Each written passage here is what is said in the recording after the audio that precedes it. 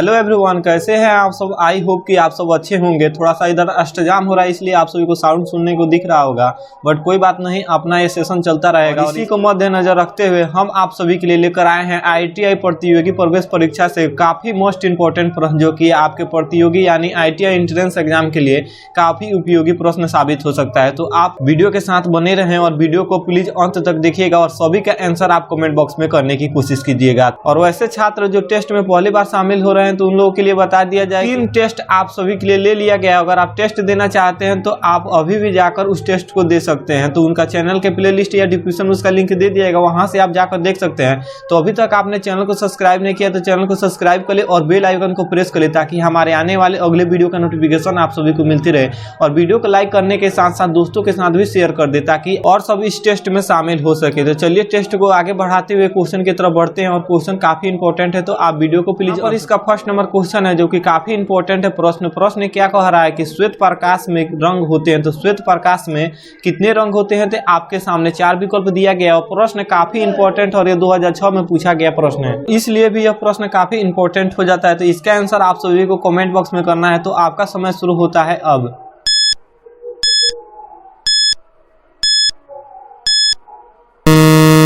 तो I know कि आप सभी ने इसका आंसर कर दिया होगा, क्योंकि काफी सिंपल सा प्रश्न है और इसका डी नंबर ऑप्शन बिल्कुल राइट आंसर है। अगर डी नंबर ऑप्शन किए हैं तो बिल्कुल राइट आंसर है। श्वेत प्रकाश में रंग होते हैं, कितने रंग होते हैं, तो 7 रंग होते हैं। इसका डी नंबर ऑप्शन बिल्कुल राइट आंसर है। अगर याद नहीं है तो याद कर ले। फिर इसका अगला प्रश्न यहाँ पर है और प्रश्न काफी इंपॉर्टेंट है।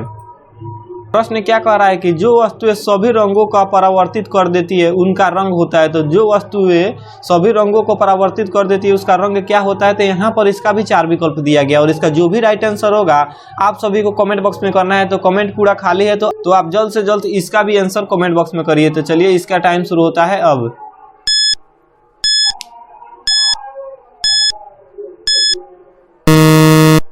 तो अगर आपने इसका आंसर ए नंबर ऑप्शन किया है तो बिल्कुल राइट आंसर किया है। वो कौन सी वस्तु है जो कि सभी रंगों को परिवर्तित कर देती है, उनका रंग कौन होता है। तो श्वेत रंग होता है जो कि सभी रंगों को परावर्तित कर देती है। इसका ए नंबर ऑप्शन बिल्कुल राइट आंसर है। आप सभी को अगर याद नहीं है तो कर ले। फिर इसका अगला प्रश्न यहाँ पर है। प्रश्न ये भी काफी इंपॉर्टेंट है। प्रश्न क्या कर रहा है कि जो वस्तुएं सभी रंगों को अवशोषित कर लेती है उनका रंग होता है। तो जो वस्तुएं सभी रंगों को अवशोषित कर लेती है, यहाँ पर पढ़ रहा था कि परावर्तित कर देती है और यहाँ पर पूछ रहा है कि अवशोषित कर देती है, तो उनका रंग क्या होता है। तो यहाँ पर 4 विकल्प दिया गया इसका भी, और इसका जो भी राइट आंसर होगा आप सभी को कमेंट बॉक्स में करना है। तो चलिए आपका टाइम स्टार्ट होता है अब।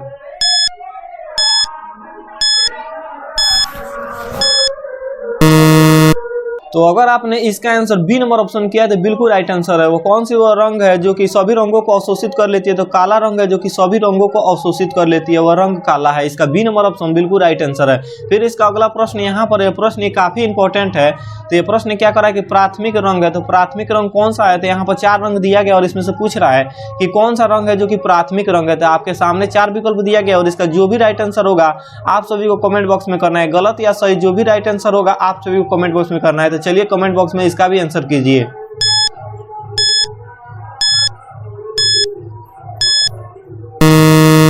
तो अगर आपने इसका आंसर सी नंबर ऑप्शन किया है तो बिल्कुल राइट आंसर किया। प्राथमिक रंग कौन है, तो लाल है, हरा है और पीला है जो कि प्राथमिक रंग है। इसका सी नंबर ऑप्शन बिल्कुल राइट आंसर है और आप सभी को याद कर लेना है अगर याद नहीं है तो, क्योंकि यह 2005 में पूछा गया प्रश्न है। फिर इसका अगला प्रश्न यहाँ पर है और यह भी प्रश्न काफी इंपॉर्टेंट है आपके एग्जाम के पॉइंट ऑफ व्यू से देखते हुए।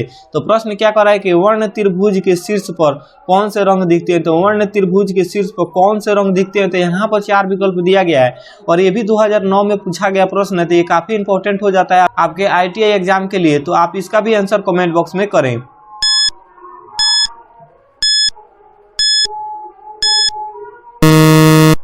तो आई नो कि आप सभी ने इसका आंसर कर दिया होगा। अगर इसका आंसर आपने ए नंबर ऑप्शन किया है तो बिल्कुल राइट आंसर किया। वर्ण त्रिभुज के शीर्ष पर कौन से रंग दिखते हैं। तो इसका ए नंबर ऑप्शन बिल्कुल राइट आंसर। लाल रंग दिखता है, इसका ए नंबर ऑप्शन बिल्कुल राइट आंसर है। फिर इसका अगला प्रश्न यहाँ पर है और प्रश्न ये भी काफी इंपॉर्टेंट है आपके ITI एग्जाम के देखते हुए। तो प्रश्न क्या कह रहा है कि लाल और नीले रंगों को मिलने से प्राप्त रंग होता है। तो लाल और नीले रंगों के मिलाने से प्राप्त रंग कौन होता है, यानी लाल रंग और नीले रंग मिलाया जाएगा तो उससे प्राप्त कौन रंग बनेगा। तो आपके सामने 4 विकल्प दिया गया और इसका जो भी राइट आंसर होगा आप सभी को कमेंट बॉक्स में करना है। तो चलिए आपका टाइम शुरू होता है अब।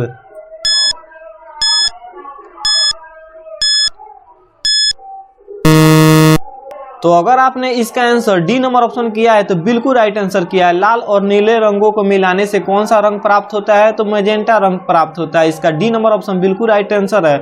आप सभी को अगर याद नहीं है तो याद कर ले, क्योंकि आपके ITI एग्जाम के लिए काफी इंपॉर्टेंट प्रश्न ये है। तो चलिए देख लेते हैं इसके नेक्स्ट प्रश्न को। तो इसका नेक्स्ट प्रश्न यहाँ पर है और इसका भी आंसर आप सभी को कमेंट बॉक्स में ही देना है, क्योंकि ये भी काफी इंपॉर्टेंट प्रश्न है।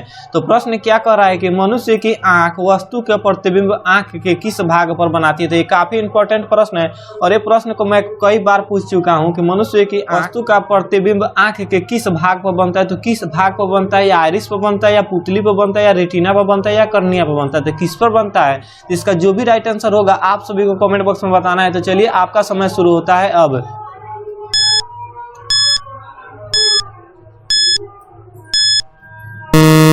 तो आई नो कि आप सभी ने इसका आंसर कर दिया होगा। अगर आपने इसका आंसर सी नंबर ऑप्शन किया है तो बिल्कुल राइट आंसर किया है। मनुष्य की आंख वस्तु का प्रतिबिंब आंख के किस भाग पर बनाती है? तो रेटिना पर बनाती है। इसका सी नंबर ऑप्शन बिल्कुल राइट आंसर है। अगर आप सभी को याद नहीं है तो याद कर ले। फिर इसका अगला प्रश्न यहाँ पर है। प्रश्न काफी इंपॉर्टेंट है और थोड़ा लंबा प्रश्न है, तो इसलिए आपको ध्यान से देखें कि प्रश्न क्या कर रहा है कि विभिन्न दूरी पर स्थित वस्तुओं के प्रतिबिंब को फोकस करने के लिए आंख के लेंस की फोकस दूरी परिवर्तित होती है। प्रश्न क्या कर रहा है कि विभिन्न दूरी पर स्थित वस्तुओं के प्रतिबिंब को फोकस करने के लिए आंख के लेंस की फोकस दूरी परिवर्तित होती है। तो क्या कहां पर परिवर्तित होती है, किसके द्वारा परिवर्तित होती है? तो यहाँ पर 4 विकल्प दिया गया और इसका जो भी राइट आंसर होगा आप सभी को कमेंट बॉक्स में करना है। ये ध्यान रहे कि ये भी प्रश्न 2007 में पूछा गया है।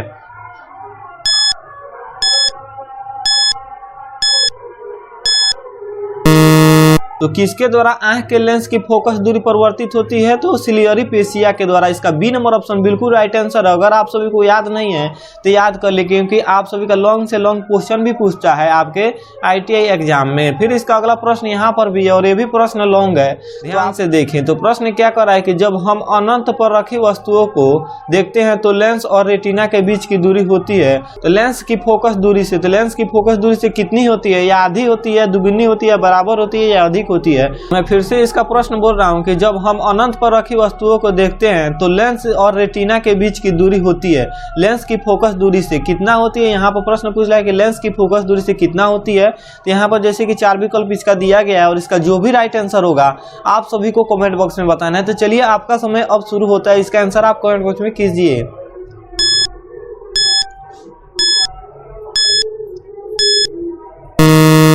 तो अगर आपने इसका आंसर सी नंबर ऑप्शन किया है तो बिल्कुल राइट आंसर किया। लेंस की फोकस दूरी से बराबर होती है। इसका सी नंबर ऑप्शन बिल्कुल राइट आंसर है। अगर आप सभी को याद नहीं है तो याद कर ले। फिर इसका अगला प्रश्न यहाँ पर है और ये भी प्रश्न काफी इंपॉर्टेंट है आपके ITI एग्जाम के लिए। तो यहाँ पर प्रश्न क्या कर रहा है कि आवर्धन लेंस को कहते हैं। तो आवर्धन लेंस को क्या कहते हैं? जैसे कि यहाँ पर 4 विकल्प इसका दिया गया है और इसका जो भी राइट आंसर होगा आप सभी को कमेंट बॉक्स में करना है। गलत या सही जो भी इसका आंसर होगा आप सब कमेंट बॉक्स में करें। तो इसका आंसर क्या होगा? तो आपका समय शुरू होता है अब।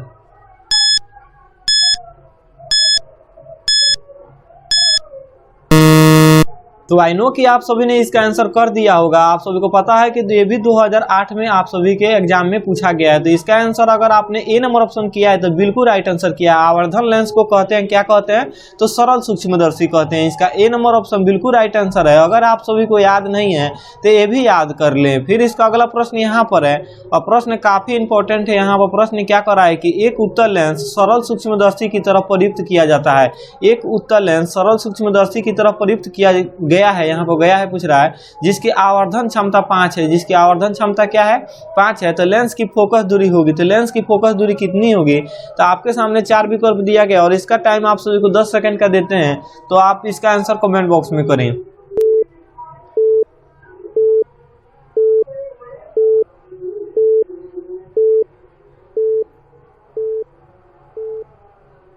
तो अगर आपने इसका आंसर ए नंबर ऑप्शन किया है तो बिल्कुल राइट आंसर किया है। 6.25 सेमी इसका आवर्धन लेंस की फोकस दूरी होगी। लेंस की फोकस दूरी कितना होगी? जिसका आवर्धन 5 सेमी है तो उस लेंस की फोकस दूरी कितनी होगी? तो 6.25 सेमी होगी। इसका ए नंबर ऑप्शन बिल्कुल राइट आंसर है। अगर आप सभी को याद नहीं है तो फिर याद कर ले। फिर इसका अगला प्रश्न यहाँ पर है और ये भी प्रश्न काफी इंपॉर्टेंट है इसलिए क्योंकि यह 2008 में पूछ चुका है। तो यहाँ पर प्रश्न क्या कर रहा है कि निकट दृष्टि दोष वाले व्यक्ति के लिए प्रतिबिंब बनता है। तो काफी सिंपल सा प्रश्न है और इसका भी आंसर आप सभी को कमेंट बॉक्स में ही करना है। तो जल्द से जल्द आप इसका आंसर कमेंट बॉक्स में करें।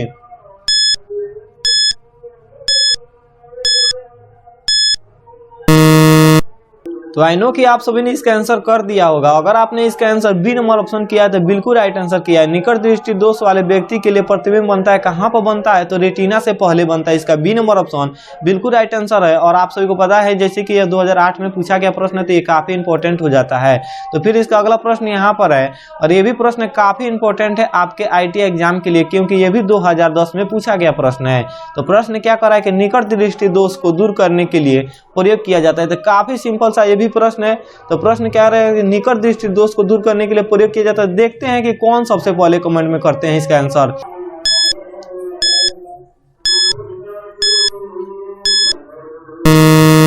बिल्कुल सही। अगर आपने इसका बी नंबर ऑप्शन किया है तो बिल्कुल सही आंसर किया है। निकट दृष्टि दोष को दूर करने के लिए प्रयोग किया जाता है तो अवतल लेंस का प्रयोग किया जाता है। इसका बी नंबर ऑप्शन बिल्कुल राइट आंसर है। अगर आप सभी को ये भी आंसर नहीं पता है तो इसको भी आप सब याद कर ले, क्योंकि आपके ITI एग्जाम के लिए ये काफी महत्वपूर्ण क्वेश्चन हो सकता है।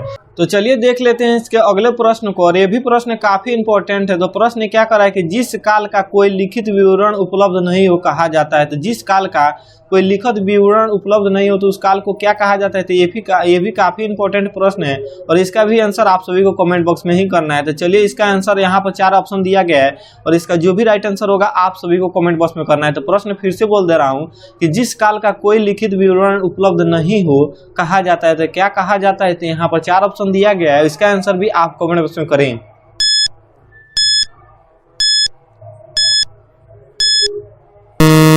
तो मैं बार बार प्रश्न को इसलिए और आंसर को इसलिए बोल रहा हूँ ताकि आप सभी को यहीं पर याद हो जाएगा। जिस क्वेश्चन और आंसर नहीं याद है तो यहीं पर याद हो जाए, इसलिए मैं बार बार प्रश्न को और आंसर को रिपीट कर रहा हूँ। तो यहाँ पर इसका आंसर क्या होगा।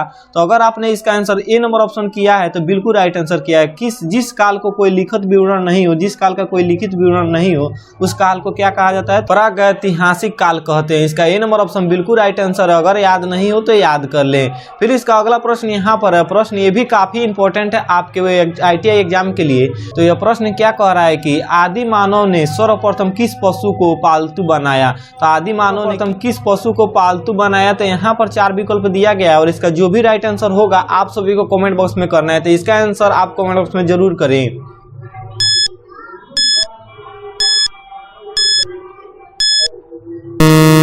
आई होप कि आप सभी ने इसका आंसर बी नंबर ऑप्शन किया होगा। तो बिल्कुल राइट आंसर किया। आदि मानव ने सर्वप्रथम किस पशु को पालतू बनाया। तो कुत्ता को पालतू बनाया। इसका बी नंबर ऑप्शन बिल्कुल राइट आंसर है। अगर याद नहीं है तो याद कर ले, क्योंकि यह भी प्रश्न पूछ सकता है।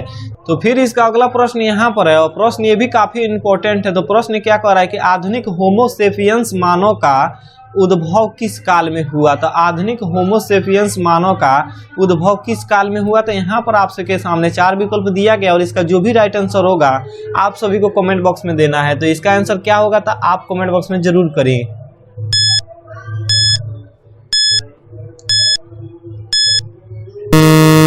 तो इसका right answer C number option बिल्कुल राइट आंसर है। आधुनिक होमोसेपियंस मानव का उद्भव किस काल में हुआ। तो उच्च पुराणाषाढ़ में हुआ। इसका सी नंबर ऑप्शन बिल्कुल राइट आंसर है। फिर इसका अगला प्रश्न यहाँ पर है, और ये भी प्रश्न काफी इंपॉर्टेंट है। तो प्रश्न क्या करेगा, मानव ने आग का प्रयोग किस काल में प्रारंभ किया। तो मानव ने आग का प्रयोग किस काल में प्रारंभ किया। तो यहाँ पर इसका 4 विकल्प दिया गया, और इसका जो भी राइट आंसर होगा आप सभी को कमेंट बॉक्स में करना है। तो चलिए इसका आंसर भी आप कमेंट बॉक्स में बताइए कि क्या होता है। देखते हैं सबसे पहले कौन कमेंट में करते हैं।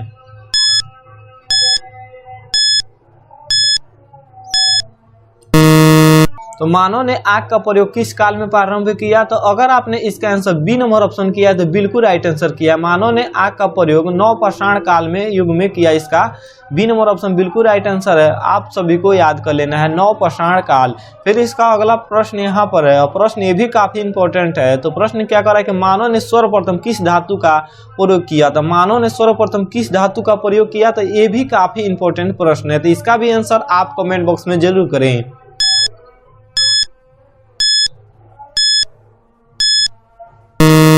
तो मानव ने सर्वप्रथम किस धातु का प्रयोग किया। तो मानव ने सर्वप्रथम तांबा धातु का प्रयोग किया। इसका सी नंबर ऑप्शन बिल्कुल राइट आंसर है। अगर याद नहीं हो तो याद कर ले। तो चलिए देखते हैं फिर इसके अगले प्रश्न को। आप सब बता सकते हैं कमेंट बॉक्स में कि इसका आवाज़ कैसे आ रहा है, क्योंकि यहाँ पर अष्टजाम भी हो रहा है, उसके बाद एक शादी भी हो रही है, तो इसीलिए आवाज़ थोड़ा आप सभी को सुनने में अलग लग रहा होगा, बट कोई बात नहीं। देखते हैं इसके अगले क्वेश्चन को। अब आप बताइए कमेंट बॉक्स में कि आवाज़ कैसे आ रहा है, अच्छा आ रहा है या नहीं आ रहा है। चलिए देख लेते हैं इसके अगले क्वेश्चन को। यहाँ पर अगला क्वेश्चन ये है कि मानव द्वारा उपयोग में लाई गई पहली फसल थी। तो मानव द्वारा उपयोग में लाई गई पहली फसल कौन सी थी। यहाँ पर 4 फसल का नाम दिया गया और इसका जो भी राइट आंसर होगा आप सभी को कमेंट बॉक्स में करना है। तो कीजिए इसका आंसर क्या होगा कमेंट बॉक्स में।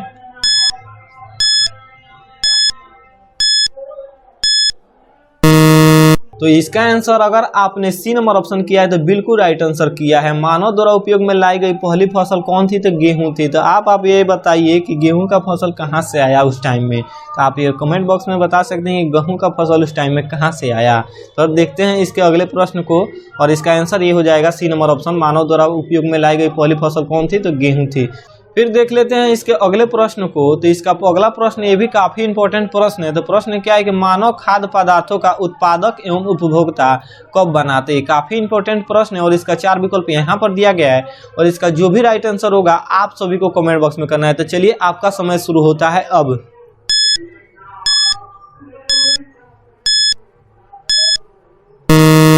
तो इसका भी आंसर सी नंबर ऑप्शन होगा। नवपाषाण काल युग में मानव खाद्य पदार्थों का उत्पादक और उपभोक्ता बना। फिर इसका अगला प्रश्न यहाँ पर है और ये भी काफी इंपॉर्टेंट है। तो देख लेते हैं इसका प्रश्न क्या कर रहा है कि निम्न में से कौन पुरातत्वविद हड़प्पा के उत्खनन से संबंधित है। तो उत्खनन से संबंधित है क्या, तो यहाँ पर 4 विकल्प इसका भी दिया गया और इसका जो भी राइट आंसर होगा आप सभी को कमेंट बॉक्स में करना है।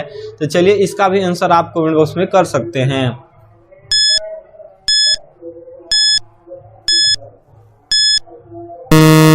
तो अगर आपने इसका आंसर ए नंबर ऑप्शन किया है तो बिल्कुल राइट आंसर किया है। पुरातत्वविद हड़प्पा के उत्खनन से संबंधित कौन है, तो दयाराम साहनी है। इसका ए नंबर ऑप्शन बिल्कुल राइट आंसर है। अगर याद नहीं है तो याद कर ले। फिर इसका अगला प्रश्न यहाँ पर है और ये भी काफी इंपॉर्टेंट प्रश्न है। तो प्रश्न क्या कर रहा है कि हड़प्पा स्थलों में कांस्य और नर्तकी की मूर्ति कहाँ से प्राप्त हुई। तो हड़प्पा स्थलों में कांस्य और नर्तकी की मूर्ति कहाँ से प्राप्त हुई थी। यहाँ पर 4 विकल्प दिया गया और ये भी काफी इंपॉर्टेंट प्रश्न है। तो इसका भी आंसर आप कमेंट बॉक्स में करें।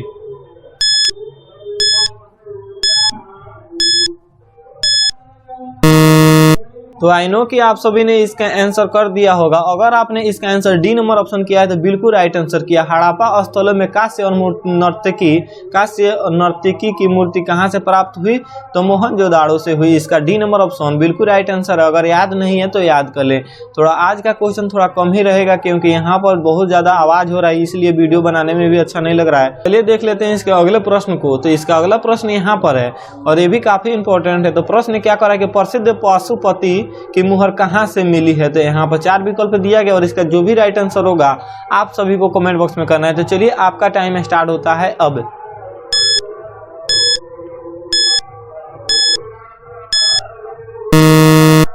तो आई नो कि आप सभी ने इसका आंसर कर दिया होगा। अगर आपने इसका आंसर ए नंबर ऑप्शन किया है तो बिल्कुल राइट आंसर किया। प्रसिद्ध पशुपति की मुहर कहाँ से मिली है, तो हड़प्पा से मिली है। इसका ए नंबर ऑप्शन बिल्कुल राइट आंसर है। अगर याद नहीं है तो याद कर ले। फिर इसका अगला प्रश्न यहाँ पर है और प्रश्न काफी ये भी इंपॉर्टेंट है। तो प्रश्न क्या करेगा, सिंधु सभ्यता में गोदीवाड़ा का साक्ष्य कहाँ से मिला है। तो सिंधु सभ्यता में गोदीवाड़ा का साक्ष्य कहाँ से मिला है। तो यहाँ पर 4 विकल्प दिया गया और इसका जो भी राइट आंसर होगा आप सभी को कमेंट बॉक्स में करना है। तो चलिए इसका भी आंसर कमेंट बॉक्स में जल्द से जल्द करें।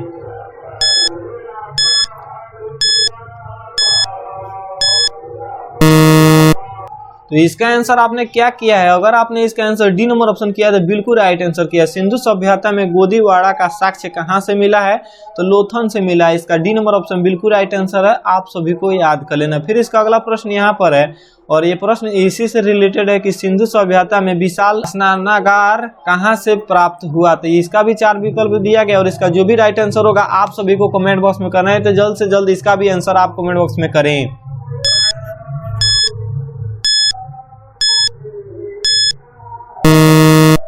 तो आई नो कि आप सभी ने इसका आंसर कर दिया होगा। और अगर आपने इसका आंसर बी नंबर ऑप्शन किया है तो बिल्कुल राइट आंसर होगा। इसका आंसर बी नंबर ऑप्शन होगा, मोहनजोदाड़ो। फिर इसका अगला प्रश्न यहाँ पर है। प्रश्न क्या कह रहा है कि पुरातत्ववेत्ता अनुसार सिंधु सभ्यता की सामान्य तिथि है। तो पुरातत्ववेत्ता अनुसार सिंधु सभ्यता की सामान्य तिथि क्या है, तो यहाँ पर 4 तिथि दिया गया और इसका भी आंसर आप सभी को पता है, तो इसका भी आंसर आप कमेंट बॉक्स में कर सकते हैं।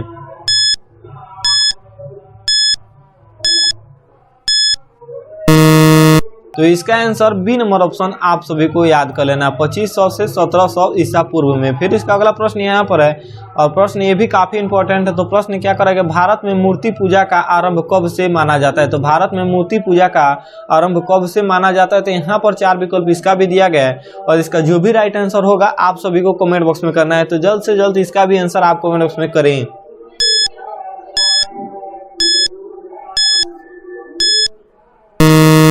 तो आई होप कि आप सभी ने इसका आंसर भी कर दिया होगा। भारत में मूर्ति पूजा का आरंभ कब से माना जाता है, तो सिंधु सभ्यता से माना जाता है। इसका ए नंबर ऑप्शन बिल्कुल राइट आंसर है, अगर याद नहीं है तो याद कर ले। फिर इसका अगला प्रश्न यहाँ पर है और प्रश्न क्या कर रहा है कि ऋग्वेदिक आर्य किसकी पूजा करते थे। ऋग्वेदिक आर्य किसकी पूजा करते हैं, तो यहाँ पर करते थे, तो यहाँ पर 4 विकल्प दिया गया और इसका जो भी राइट आंसर होगा आप सभी को कमेंट बॉक्स में करना है। तो चलिए इसका भी आंसर आप कमेंट बॉक्स में करें।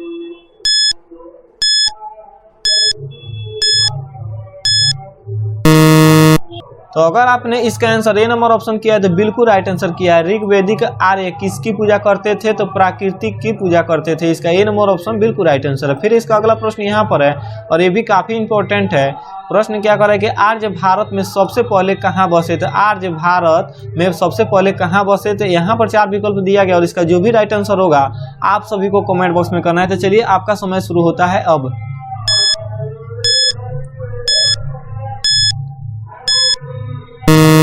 तो आर्य भारत में सबसे पहले कहाँ बसे, तो सप्त सिंधुवन प्रदेश में बसे। इसका ए नंबर ऑप्शन बिल्कुल राइट आंसर है, अगर याद नहीं है तो याद कर लें।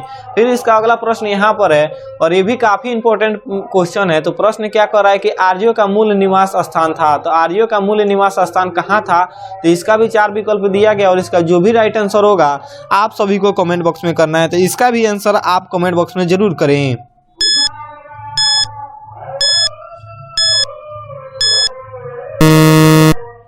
तो आर्यों का मूल निवास स्थान कहाँ था, तो आसिया के माइनर में था। बी नंबर ऑप्शन बिल्कुल राइट आंसर है, बी नंबर ऑप्शन इसका बिल्कुल राइट आंसर है। फिर इसका अगला प्रश्न यहाँ पर है और ये भी प्रश्न काफी इंपॉर्टेंट है। तो प्रश्न क्या करेंगे, प्रसिद्ध गायत्री मंत्र किस वेद में है। तो प्रसिद्ध गायत्री मंत्र होता है जो कि किस वेद में है, तो यहाँ पर 4 वेदों का नाम दिया गया और इसका जो भी राइट आंसर होगा आप सभी को कमेंट बॉक्स में करना ही है। तो इसका आंसर आप कमेंट बॉक्स में जरूर करें, गलत या सही।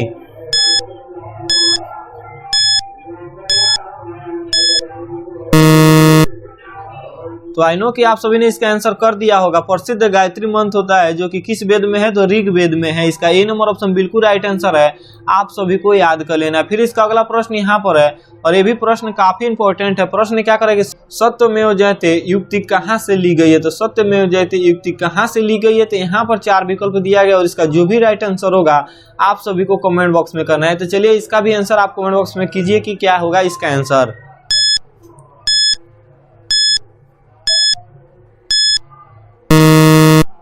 तो अगर आपने इसका आंसर बी नंबर ऑप्शन किया है तो बिल्कुल राइट आंसर किया है। तो अगर आपने इसका आंसर बी नंबर ऑप्शन किया है तो बिल्कुल राइट आंसर किया है। मुंडकोपनिषद से लिया गया है सत्यमेव जयते युक्ति।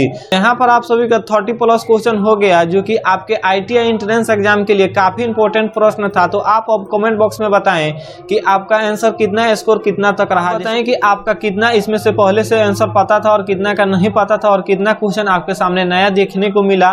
तो आप ये सब कमेंट बॉक्स में जरूर बताइए। अब यहीं पर आपको वीडियो करना पड़ रहा है समाप्त, क्योंकि यहाँ पर बहुत ज़्यादा यहाँ पर आवाज़ आ रही है। आप सब वीडियो में सुन ही रहे होंगे कि कितना ज़्यादा आवाज़ आ रही है। तो यहीं पर हम वीडियो करते हैं समाप्त, फिर मिलेंगे इसके नेक्स्ट वीडियो में आप सभी के लिए इसी टाइम पर। तो जय हिंद, वंदे मातरम।